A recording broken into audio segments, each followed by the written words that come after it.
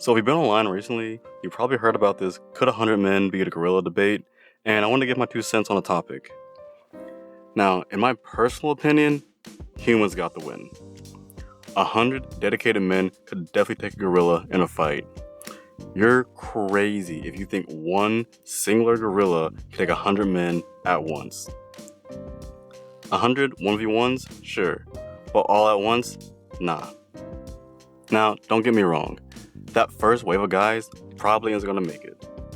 Some of us are going to get hit with a 5-piece combo real quick. You know how Donkey Kong has that double fist ground pound thing he does?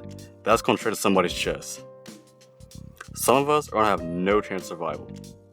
And by us, I mean some of y'all, because it's not going to be me. Remember when the Hulk grabbed Thor and just started ragdolling him? That's going to be some of y'all. Those first 5-10 dudes are gonna meet God or Satan. I don't know which one, I don't know how you live your life, but you're not staying on Earth, my guy. Humans can win, but it's not gonna be pretty. Now, let's set some ground rules. 100 men, unarmed, no weapons, no tools, nothing. Just regular human males. They work 5 days a week, maybe hit the gym every now and then, eat some Jimmy John's. Not necessarily built, just a bunch of regular dudes. Now for the gorilla, 350 to 450 pounds. Stands at around 6 feet tall and is built like a tank. Probably around 6 to 10 times stronger than an average man. A silverback can deadlift well over 1,800 pounds. I think the max I've heard somewhere is around 4,000 pounds. They also have a bite force of 1,300 psi. Could easily bite through your neck like it's a breadstick. And with all that, humans still come out on top. This is for a few reasons. Gorillas aren't aggressive animals. People think they're like chimps and will rip your face off just for looking at them funny. Nah, gorillas, although are strong, don't look for problems unless they feel like they have to do something. If the gorilla sees a wall of people surrounding it, it will instinctively try to run. Eventually, it'll realize the situation it's in and charge at someone. Like I said, those first 5 to 10 guys probably aren't going to make it. Maybe closer to 15, maybe 20. But hey, worst case scenario, we still have 80 guys. Even if the gorilla is stronger than one person, it can't fight off 20 or 30 people all at once. Especially if they're grabbing, pulling, punching, and weighing it down from every direction. The big thing here is the power in numbers. Let's do a little math. How much does the average male weigh? Like 180 pounds, right? That's fair. If 10 dudes dogpile on top of it, that's 1,800 pounds the gorilla has to deal with. And that's what the gorilla on average is lifting. We double that and get 20 dudes, 3,600. 25 guys, the gorilla isn't moving. Remember, the max is around 1,400, and 25 guys weighs more than that. This gorilla isn't doing multiple maxes while fighting and running. It'll get fatigued so fast. Think about this. If I told you to do a max bench or max squat, how many times do you think you could do it? 1 time. Maybe a couple times after that, but you're definitely going to be tired and won't be able to do much after that. Not to mention, I'm not even sure that average gorilla could lift its max. Seriously, gorillas are strong, but they're not in the gym training. They're not lifting weights or resistance training. They don't know about compound movements or progressive overload. We've never seen the peak of what a gorilla is truly capable of. The average silverback can lift up to 1,800 or 2,000, maybe a little more.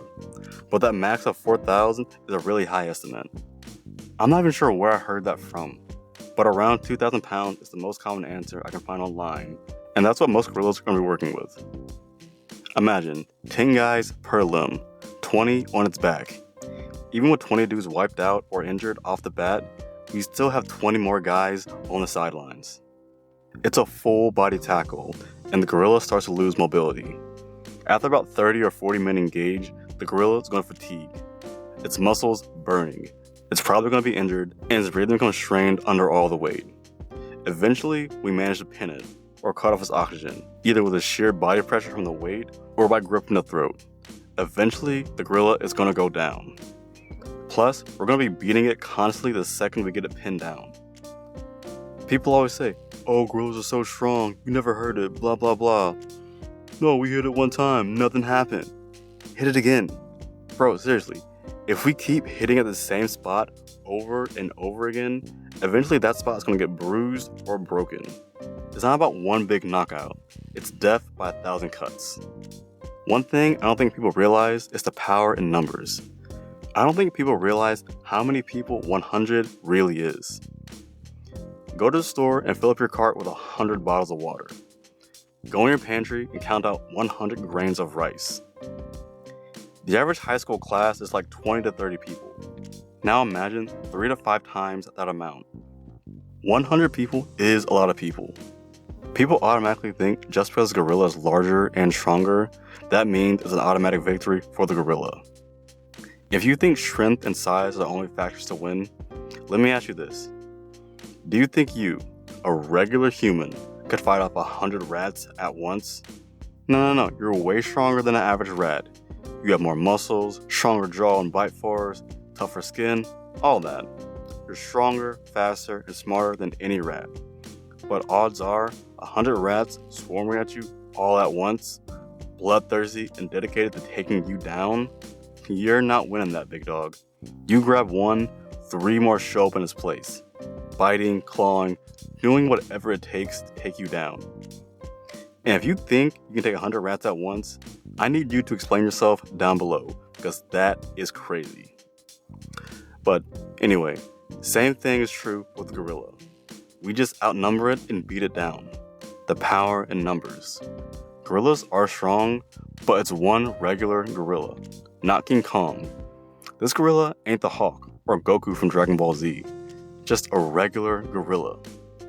Now, a key part in this plan is that everybody is committed.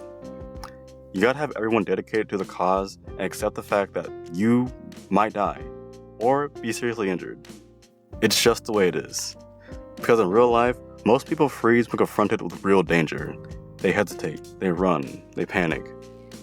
But if every man in this group is absolutely committed, 100% dedicated, then we got this. It won't be easy. Out of that 100 men, 20 to 40 probably are pushing up daisies, or severely injured. We're talking crushed bones, punctured lungs, ripped muscles, missing limbs, all that. Another 30 or so could be seriously wounded or need immediate medical attention. Maybe 20 to 30 walk away with minor injuries. But, here's the thing. We're gonna make people remember your name. We're gonna write stories about you, build statues, let the people know who you are. You're gonna be in the history books. But hey, let me know what you think. Do you agree, disagree? Thanks for watching. I'm out.